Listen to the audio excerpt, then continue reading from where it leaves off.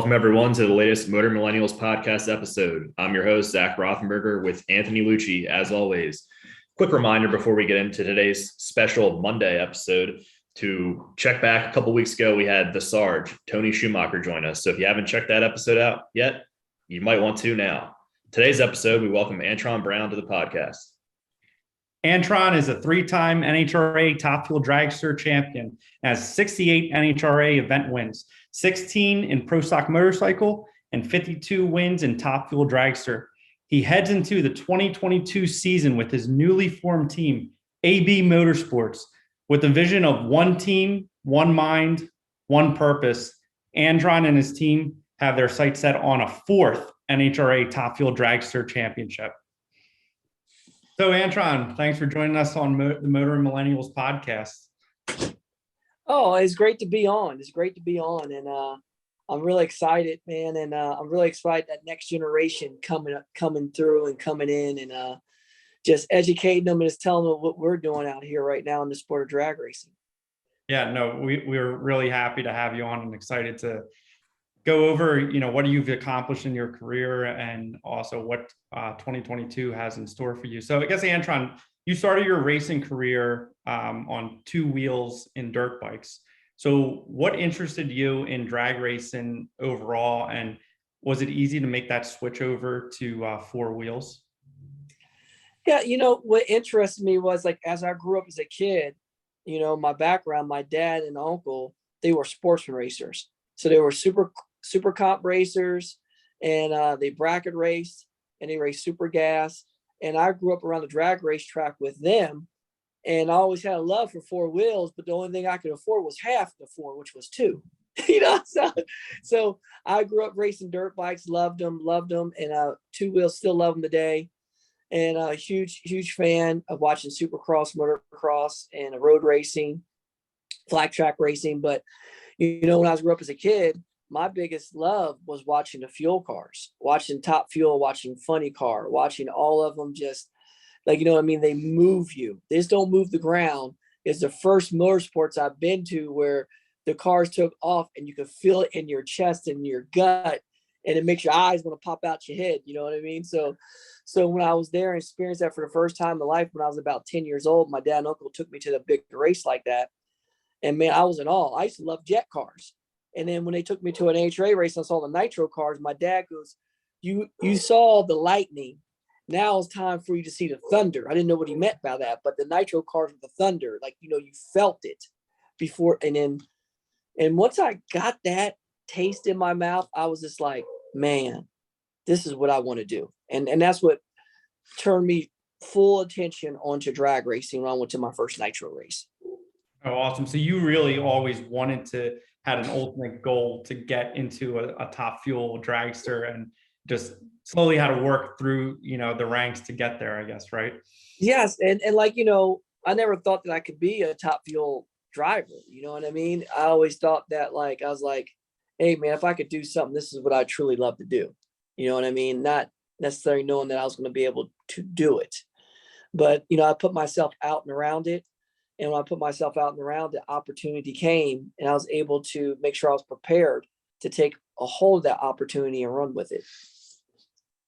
Yeah, I think that's an important thing you just mentioned, is to be around it, be around the people, go to the racetrack and get involved and really see what it takes and kind of fuel that passion. So that's good to hear. And season, you formed your new racing team, AB Motorsports. I saw your slogan is one team, one mind, one purpose. I love that.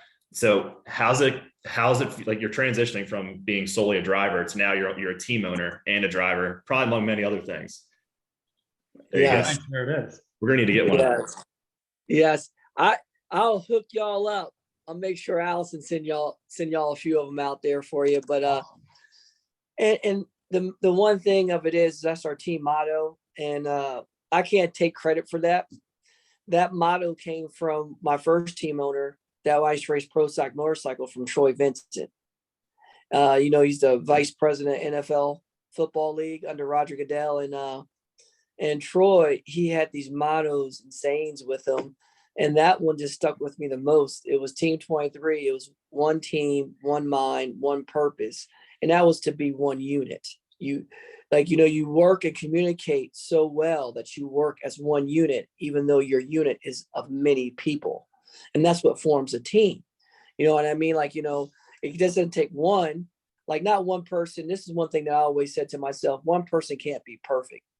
But if you surround yourself by great people, you can make a perfect thing happen, because all those people in that group covers up each other's gaps and shortfalls.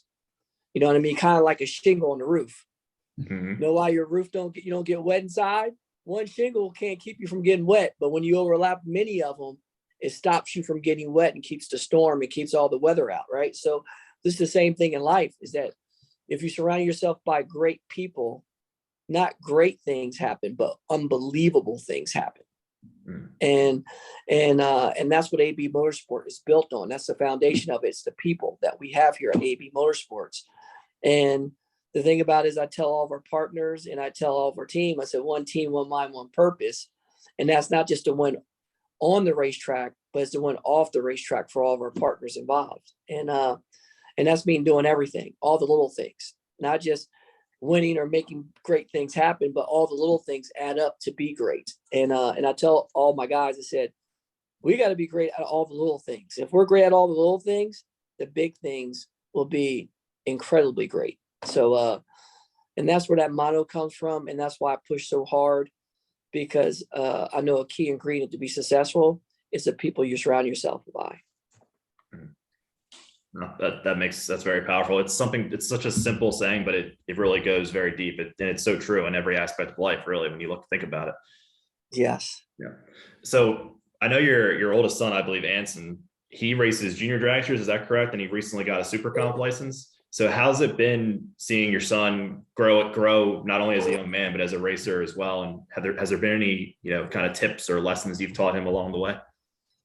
I mean, I've taught Anson, just through racing. For me, I'll be honest with you. This is the funny part, is that we all, all of us that have kids, we know that our kids, when they get to a certain age, they don't like to listen, right?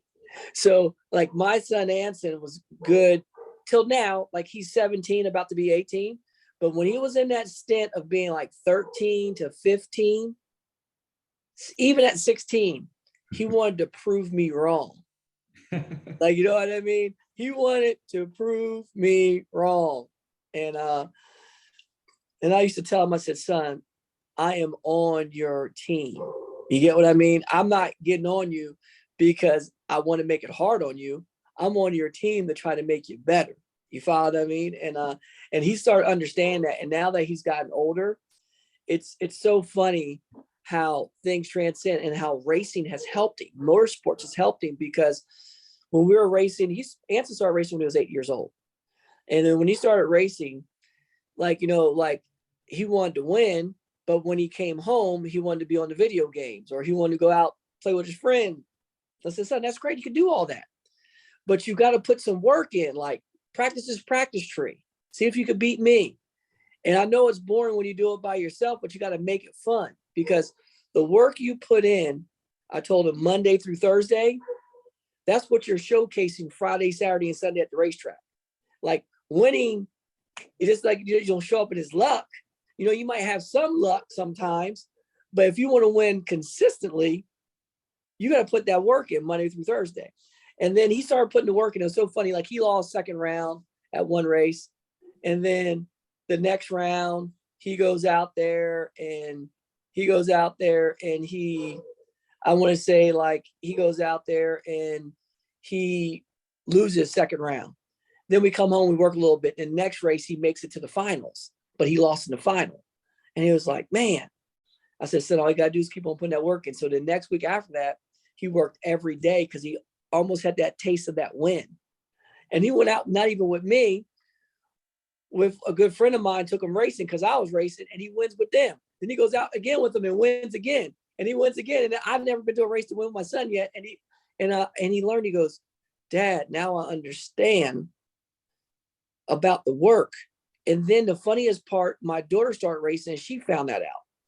Then it was so crazy where they go, once we learn that, we started applying that to the way we play basketball, soccer, the way my daughter dances. They started applying that same train of thought to their schoolwork. Mm-hmm. They're like, now, if I want to get an A, I just got to put a little work in. Before, I used to show up in class and pay attention to get an A or a B. But now they know that if they got all straight A's on their report card, they get $200. So they're like, well, I'm going to get that 200. So they're like, I got to get all A's. You know what I mean? And then if they got all A's and one B, they get $100. So that process started clicking with them. And it was all of lessons they learned from racing at an early age. Stuff that as a parent, you could tell them till you're black and blue in the face, but they won't listen. But then when they saw how it transcended, how it actually rewarded them for the work they put in, they saw it right away. They were like, I got it now. I'm laughing because I didn't learn that till I was like 20 years old. So I got in college. You know what I mean? Yeah. So it really changed their mindset. The whole form of motorsports is really, and racing at an early age, transformed all of my kids' life at an early age. I think like you talk about putting the work in. I think, when people who aren't familiar with racing, they might think, oh, putting the work in, like, what does that mean? Well, I think that means a lot of stuff. Like you said, you can relate it to sports and anything. It's eating right, probably, right? Exercising, practicing, and just getting your mind right. So that yes, when it comes time to race, you don't have to think, you just do it, right? You just do it. And the hardest part is muscle memory. It's like the more you do it and you do it without thinking about it. You follow me? And that's what I'm saying. You're doing it with your unconscious mind. Follow me? Your conscious mind, you actually got to think about what you do. And the best way I explain to people is I said, like, think about people who drive to and from work every day. There's times you get in your vehicle and you're driving home and you don't even realize how you got home. You just pull up in your driveway because you literally drove home with your unconscious mind because you were thinking about so many other things. And when you do that over and over again, you could do it automatically. You're not thinking about it. It's like Michael Jordan taking a jump shot back in the day. He didn't think about taking a jump shot, or Kobe Bryant, because they did it for like thousands, or Larry Bird. They did it for thousands of times where it was automatic, or like Steph Curry when he shoots a 3.5 court. People like, that just goes in. Well, people don't realize the work that he put in. That cat has shot probably like not 10,000s of shots, but I mean like hundreds of thousands of shots, or probably millions of shots. Like, it just does automatically, like, hand just goes. The same thing about driving a car. You just do it when you do it so much and you practice it. And just like cutting the light in a drag racing competition, if you practice it over and over again, you do it automatically. Antron, I think that's a lot of awesome advice to young racers and anyone who's looking to be more competitive and chase their dreams. You got to have the seat time, right? Put in the work. And, if you can't really cut corners. The more muscle memory you can gain, the better off you're going to be in the long run. So I guess just one other question, Antron, now that you're transitioning to an owner and you're still going to be racing full time, how are you kind of managing all of your time and priorities, I guess? Because I think that's something that as times progress, and like we're now on our cell phones all the time, and we're doing this, we're doing that, we're working on this project. How do you are the leader here. Can you give anyone listening to this podcast any advice on how to manage a lot of big tasks like you are doing yourself? Well, the thing that I've learned in this span of doing what I'm doing right now, of team ownership and to do what we're doing, is that you literally have to put the time in. There's no magical formula.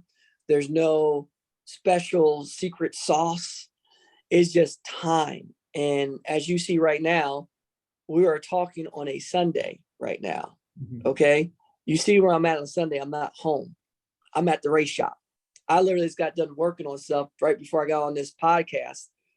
And I'm working. Like, literally, you just got to keep putting the time in. And it will come. And the more time you put in, the easier it'll actually get eventually down the road.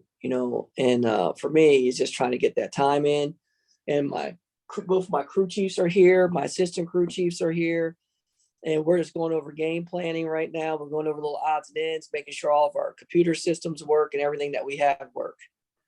Awesome. We can't wait to see what you guys are going to accomplish this season. So we're super excited to see AV Motorsports out at the racetrack. And I guess as we wrap up the podcast episode today, Antron, we got a couple a fun rapid fire question section for you. So are you ready? I'm ready. Absolutely. All right. So first off, do you prefer 2 wheels or 4 wheels? I prefer, that's a tough question.